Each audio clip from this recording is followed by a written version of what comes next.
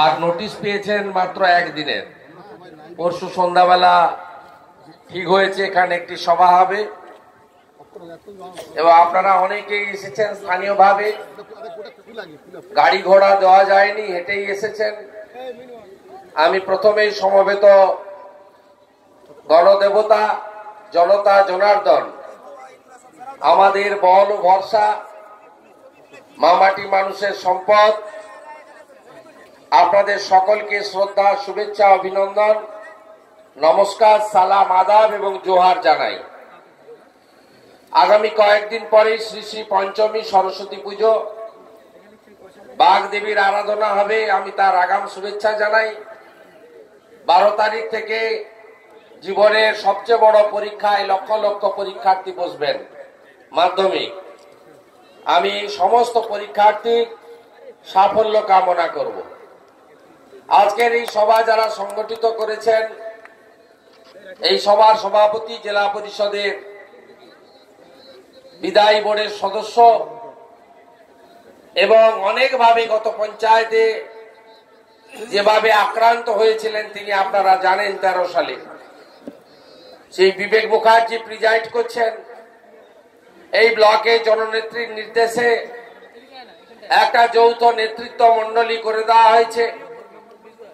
তার মধ্যে আছেন বিধায়িকা সেলিমা খাতুন, আমাদের দলের পঞ্চায়েত সমিতির বিশিষ্ট সংগঠক নেতৃত্ব অলোক আচার্য, প্রাক্তন বিধায়ক রাধাকান্ত মাইতি, আমাদের প্রাক্তন পঞ্চায়েত সমিতির সভাপতি রতন দে, এর সাথে সাথে এখানকার আদিবাসী আন্দোলনের নেত্রী জেলা পরিষদ মেম্বার কণিকা মান্ডি এবং বর্তমান পঞ্চায়েত সমিতির সভানেত্রী মৌসুমী মুড়া সহ আমাদের সমস্ত নেতৃত্বকে আমি শ্রদ্ধা, সালাম, জওহার জানাই।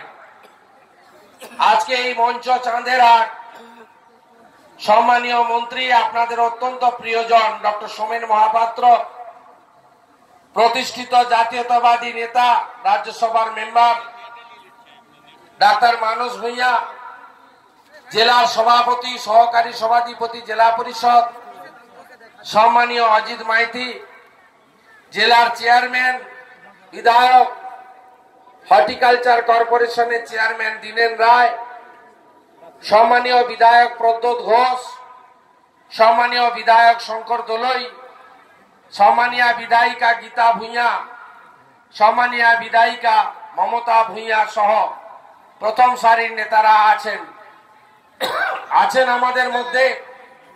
সম্মানীয় নির্মল ঘোষ মহোদয় আছেন আমাদের মধ্যে। শ্যামপদ পাত্র, এই ব্লকে জেলা থেকে দুজনকে অবজারভার করা হয়েছে, শ্যামবাবু এবং গোপাল সাহা, তারা আছেন। যুব সভাপতি রমা, ছাত্র সভাপতি সৌরভ, অসংখ্য নেতৃবৃন্দ, সকলকেই আমি বরণ করে নিই, শ্রদ্ধা জানাই। যাদের নাম বলতে পারলাম না সময়ের অভাবে, তাদের কাছে আমি ত্রুটি স্বীকার করে নিই।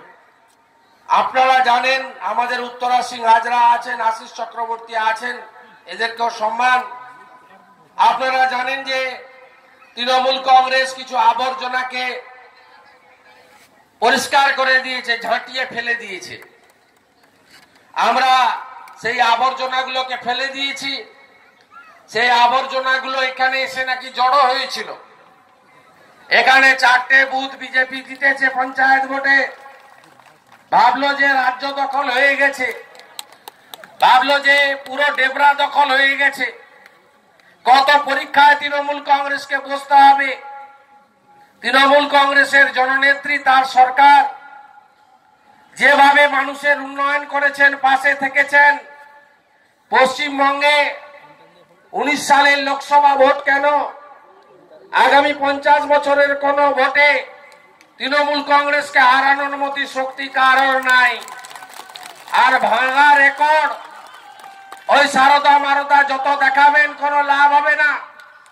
2014 সালে লোকসভা নির্বাচনের পরে বনগাঁ আর কৃষ্ণগঞ্জের উপনির্বাচনে আমাদের মন্ত্রীকে জেলে ঢুকিয়ে আমাদের নেতাদের বিরুদ্ধে কালিমালিপ্ত করে এই রেকর্ডটা বাজানো হয়েছিল। বনগাঁতে মমতা ঠাকুর, কপিল কৃষ্ণ ঠাকুর যত ভোটে জিতেছিলেন তার থেকেও বেশি ভোটে জিতলেন। কৃষ্ণগঞ্জে আমাদের প্রার্থী সত্যজিৎ বিশ্বাস বাই ইলেকশনে আরো বেশি ভোটে জিতলেন। ওই ভাঙা রেকর্ড 15 সালের পুরসভা কর্পোরেশনে, 16 সালের বিধানসভায়, 18 সালের পঞ্চায়েতে আমরা অনেকবার বাঁচতে দেখেছি। ওগুলো মানুষ গ্রহণ করে না। যে কথা আমাদের নেতারা ডক্টর মহাপাত্র, ডাক্তার ভূঁইয়া বলেছেন যে জননেত্রী মমতা ব্যানার্জি গত 7.5 বছরে উন্নয়নের জোয়ার বইয়ে দিয়েছেন। প্রত্যেকটা বাড়িতে যান, যে দল করেন তিনি দেখেন না, কে কোন ভাষা, কার ধর্ম, কার কোন জাত তিনি দেখেননি। তিনি আমাদের যে গীতা আছে, আমি ব্যক্তিগত জীবনে হিন্দু ধর্মে বিশ্বাস করি, ব্রাহ্মণ বাড়ির ছেলে। আমরা গীতাতে পড়েছি বহুজন সুখায় বহুজন হিতায়। আমাদের গীতাতে যে কথা বলা আছে যদি কেউ করে থাকেন তার নাম হলো মমতা বন্দ্যোপাধ্যায়। জন্মালে শিশু সাথী দিয়েছেন, আবার মারা গেলে হিন্দুরা দাহ করে, মুসলিম বৈষ্ণব খ্রিস্টানরা মাটি দেয়। তিনি সমবাদী কর্মসূচিতে শেষকৃত্য করার জন্য তার কর্মসূচি এনেছেন। তিনি আজকে কৃষকদের জন্য কৃষি জমির খাজনা মুকুব করা, কনভার্সন মিউটেশনের ফিজ মুকুব করা, কৃষকদের জন্য আজকে ধান সরাসরি কেনা, এক হাতে চেক নিন আর এক হাতে ধান দিন। মোটা ধান 1750, সিপিসিতে নিয়ে গেলে 1770 টাকা করে। এটা বিগত বাম জমানাতে কখনো ডেবরার মানুষ দেখেননি। 11 সালে সিপিএম 1020 টাকা করে ধান কিনত, তাও ফোড়ে দালালরা ধর্ম ব্যবসায়ী সমিতির নামে কৃষকের ধান বস্তাগুলো তুলে নিয়ে চলে যেত 600 650 টাকায়। আজকে এক হাতে ধান দিয়ে এক হাতে চেক পাচ্ছেন। এটা মমতাদি করেছে। আজকে ডক্টর ভূঁইয়া সঠিকভাবে বলেছেন যে আজকে এই সরকারটা দিল্লিতে যে আছে, এই সরকারটাকে উর্দুতে একটা শব্দ আছে জুমলা। গোটা ভারতবর্ষের লোক বলছে এ হচ্ছে জুমলা সরকার, মানে মিথ্যা সরকার। এ সরকার কোনো সত্য কথা বলে না। আর একটা সময় মহামতি গোখলে কি বলতেন? What Bengal thinks today, rest of the India thinks tomorrow. CR Das কি বলতেন? What Midnapore thinks today, rest of the Bengal thinks tomorrow. আর আজকে যদি আমি বলি what Mamata Banerjee thinks today, rest of the India thinks tomorrow, এটা খুব একটা খারাপ বলা হবে না। তার কারণ হলো আজকে কাঁথির জনসভায় বিজেপির সর্বভারতীয় সভাপতি বলছেন বেটি পড়াও বেটি বাঁচাও নাকি নকল করা হয়েছে। আপনারা জেনে রাখুন, এই কর্মসূচি 13 সালে হয়েছে। 13 সালে কিন্তু বিজেপির কোন সরকার দিল্লিতে ছিল না। পশ্চিমবঙ্গে কন্যাশ্রী দিদি 13 সালে এনেছেন, আর 14 সালে এদের সরকার এসেছে। বছরে কন্যাশ্রীতে 5000 কোটি টাকা দিদি দেন। আর এই বেটি পড়াও বেটি বাঁচাও দিল্লির বিজেপির, তাদের বছরে বরাদ্দ একটা রাজ্যে মাত্র 3 কোটি টাকা। আপনারা দেখেছেন। আজকে আপনারা দেখেছেন মমতাদি ঘোষণা করলেন সব কৃষককে চাষের জন্য 2টো পর্যায়ে 5000 করে টাকা দেবেন। করে তিনি ঘোষণা করলেন, বললেন 18 থেকে 60 কৃষক পরিবারের কারো স্বাভাবিক অস্বাভাবিক মৃত্যু হলে এককালীন 2 লক্ষ টাকা ক্ষতিপূরণ পাবে। আর এরা বাজেটে গিয়ে বলল যে 14 বিঘা জমির মালিক হলে 3টি পর্যায়ে 6000 টাকা পাবে।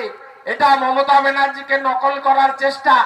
যদিও এই বাজেটটা কার্যকর এই সরকার, দিল্লি জুমলা সরকার করতে পারবে না।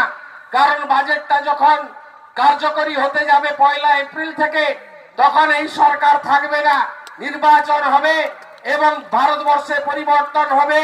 কারণ ভারতবর্ষে ভারতীয় জনতা পার্টি সব বিরোধী দলকে ভাগাভাগি করে দিয়ে মাত্র 32% ভোট নিয়ে 282টা সিট নিয়ে তারা 14 সালে এসেছিল। আজকে আপনারা নিজেরা দেখতে পাচ্ছেন যে আজকে সমস্ত রিজেক্টেড মালরা বাংলাতে এসে বড় বড় কথা বলছেন। মধ্যপ্রদেশের ইন্দোরের একজন নেতা, যিনি মধ্যপ্রদেশে বিজেপিকে জিতাতে পারেন না, তার ছেলে মাত্র 700 ভোটে যেতে তিনি এখানে এসে জ্ঞান দেন। মধ্যপ্রদেশে 15 বছরের সরকার যিনি রাখতে পারেন না, তিনি 432টা লোক নিয়ে মোহনপুর ব্রিজের নিচে গোটা জেলার সমাবেশ করেন। আর যিনি যোগী আদিত্যনাথ পুরুলিয়াতে সভা করেছেন, তিনি তার নিজের ছেড়ে দেওয়া লোকসভা কেন্দ্রে প্রার্থীকে জেতাতে পারেননি। আমি 16 সালে নন্দীগ্রাম থেকে দাঁড়িয়ে 82,500 ভোটে জিতে অ্যাসেম্বলিতে গেলাম। দিদি বললেন তোমাকে অ্যাসেম্বলি লড়তে হবে, আমি তোমাকে মন্ত্রী করব। আমি আমার সিট ছেড়ে দিলাম। আমার সিটে দিদি প্রার্থী করলেন দক্ষিণ কাঁথির তৎকালীন বিধায়ক আমার ভাই দিব্যেন্দু অধিকারীকে। আমি 14 সালে জিতেছিলাম তমলুক কেন্দ্রে 2,46,511 ভোটে। আর আমার ছেড়ে যাওয়া আসনে আমার ভাই জিতলো 4,97,500 ভোটের ব্যবধানে। তাহলে আজকে প্রমাণ হলো। আর এই যোগী আদিত্যনাথ নাকি বাংলা দেখে ফেলবে। তিনি আসন ছাড়লেন তার গোরখপুর লোকসভার আসন, তিনি মুখ্যমন্ত্রী হয়েছেন, তার আসনে বিজেপি ভোট করলো, সেই আসনে বিজেপি গোহারান ভোটে লোকসভা ভোটে হারলো। এই তো হচ্ছে ওদের অবস্থা। এই লোকগুলোর অবস্থাটা কি জানেন? এরা বাংলা জানে না, বাংলা ভাষা বুঝতে পারে না, বাংলায় বলতে পারে না, বাংলায় লিখতে পারে না। সেই জন্য তো এদের নেতা দুর্গাপূজার সময় কালী মায়ের ছবি দিয়ে বলে হ্যাপি দুর্গা পূজা। এই হচ্ছে ভারতীয় জনতা পার্টির অবস্থা।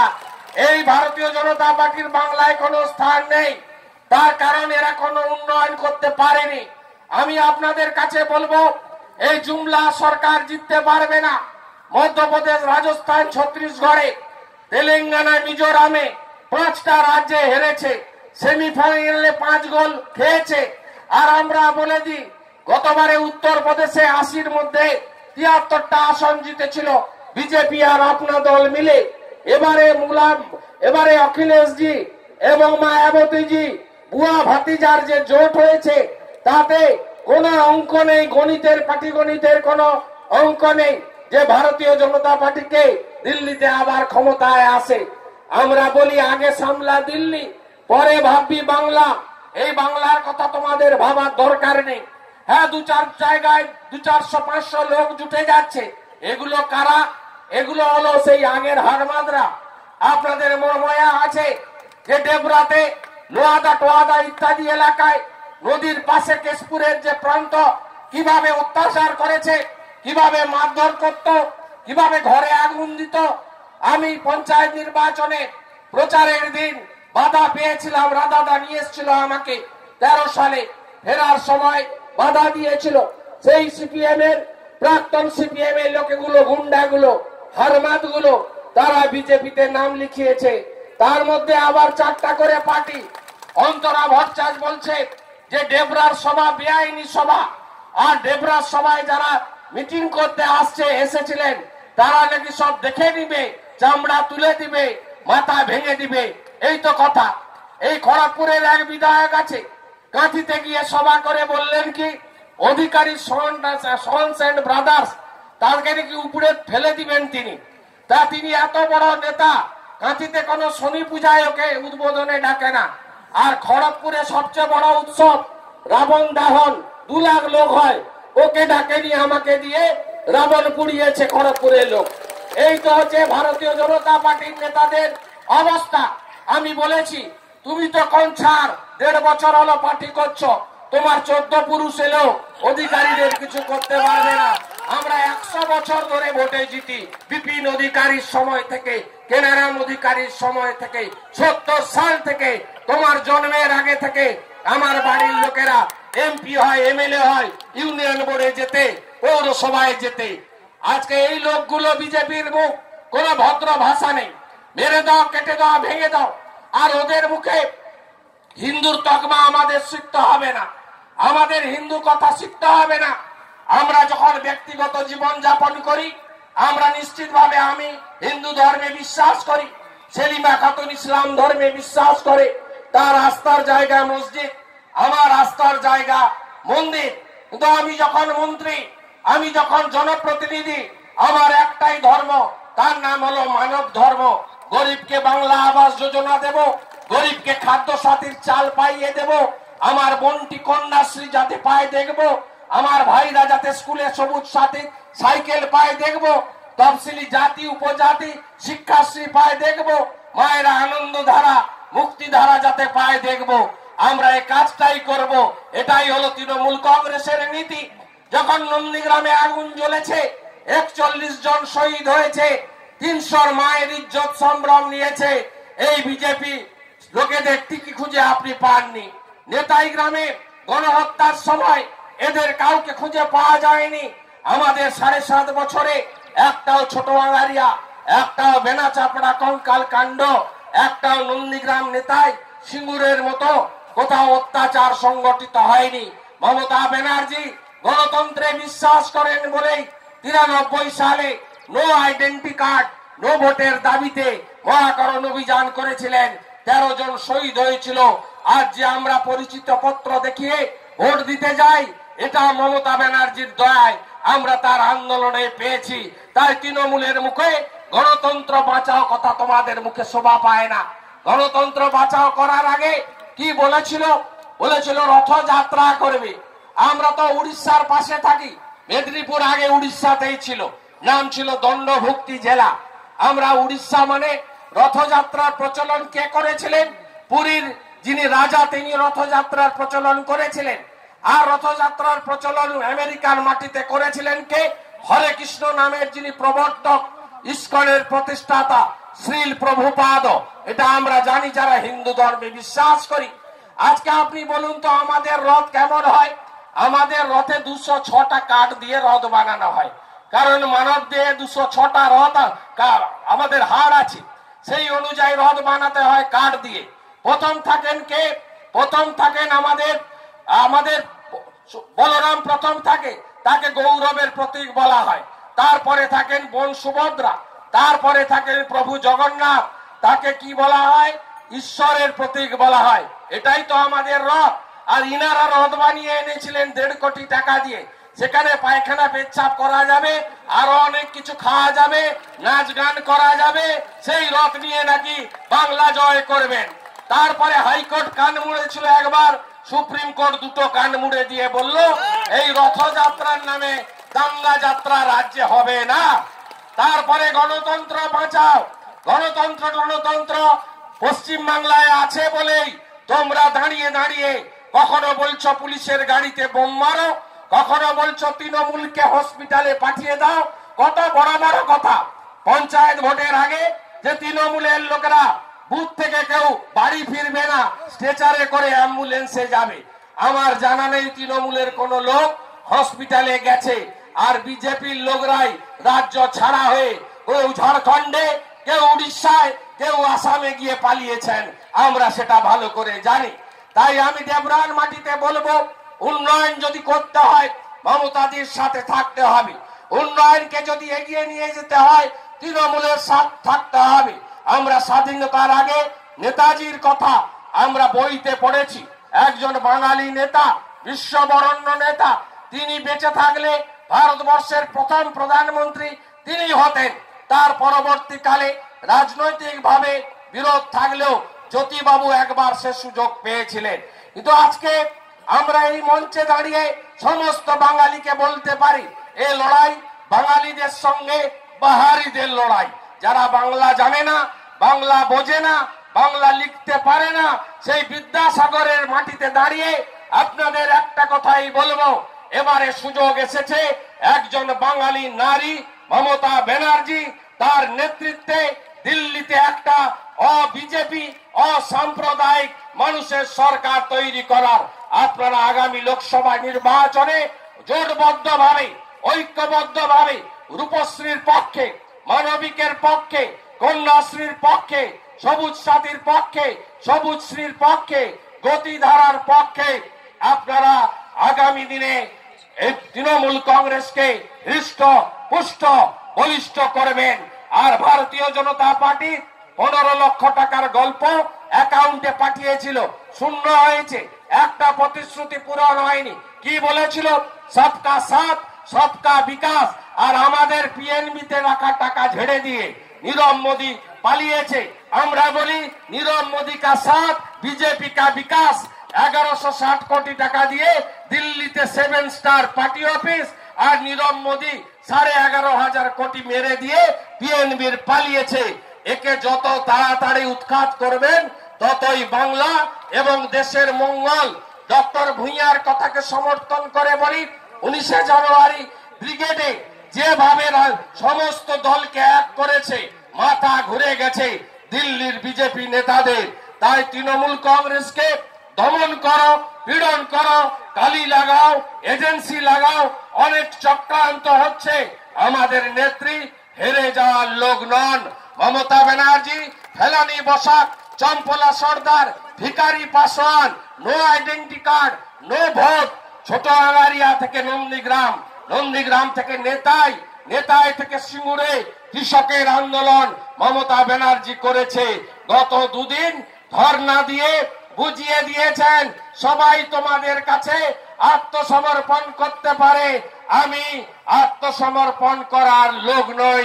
তৃণমূলকে যত আক্রমণ করবে তৃণমূল তত শক্তিশালী হবে। আগামী দিনে বিজেপি হটাও, বিজেপি হটাও, বিজেপি হটাও। ভালো থাকবেন। জয় হিন্দ, বন্দে মাতরম।